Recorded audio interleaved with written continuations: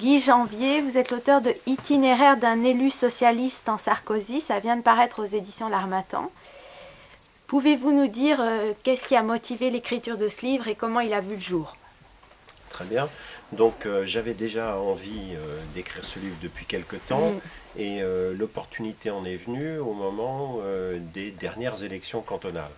Je me suis présenté aux élections cantonales en 2011 à Vanves pour la deuxième fois puisque j'avais gagné en 2004 et j'avais envie de dire les raisons pour lesquelles je m'étais engagé en politique, pourquoi il y avait un certain nombre de dossiers qui me paraissaient importants et surtout les raisons pour lesquelles je me battais contre le système qui était installé par Nicolas Sarkozy et avant lui par Charles Pasqua dans ce département des Hauts-de-Seine qui est particulièrement atypique. Un certain nombre de propositions concrètes.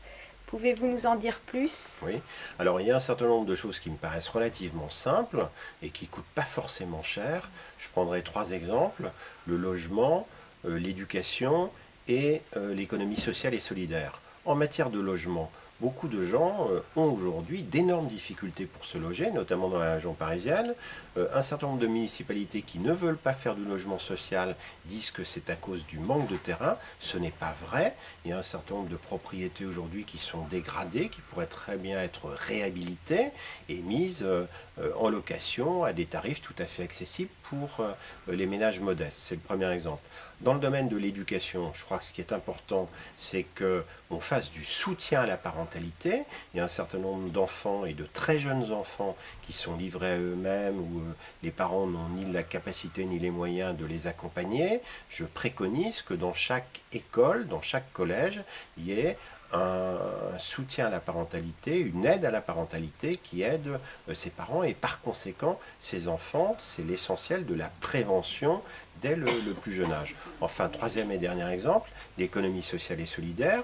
Je ne comprends pas qu'aujourd'hui, avec la crise actuelle, notamment du capitalisme, ce libéralisme dévastateur, on ne fasse pas plus sur cette autre façon d'entreprendre qu'est l'économie sociale, l'économie des coopératives, des mutuelles qui permettent à un certain nombre de gens d'entreprendre sans qu'ils aient pour seul objectif le profit immédiat. Voilà 3 exemples qui me paraissent pas être sorciers à mettre en œuvre si on a véritablement une volonté politique. Il y a une autre préoccupation aussi, le chômage. Qu'est-ce que vous proposez? Oui, alors le chômage, vous avez raison, c'est véritablement la plaie de notre société aujourd'hui.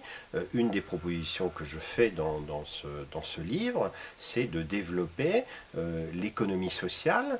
Et il y a un tas d'emplois aujourd'hui dans les services de proximité, dans l'aide à domicile, dans les collectivités locales qui pourraient être développées et qui permettraient à un certain nombre de gens qui sont très éloignés de l'emploi de trouver non seulement un revenu mais aussi une raison de vivre et d'exister. À qui s'adresse cet ouvrage en particulier à l'approche des élections? Alors cet ouvrage s'adresse à tous les citoyens, pas uniquement ceux de Vanves dont je suis le conseiller général, ni ceux des Hauts-de-Seine, mais plus généralement à ceux qui sont intéressés par les élections présidentielles qui vont avoir lieu dimanche prochain, ainsi que le 6 mai, et qui démontrent que Nicolas Sarkozy est tout sauf le candidat président du peuple.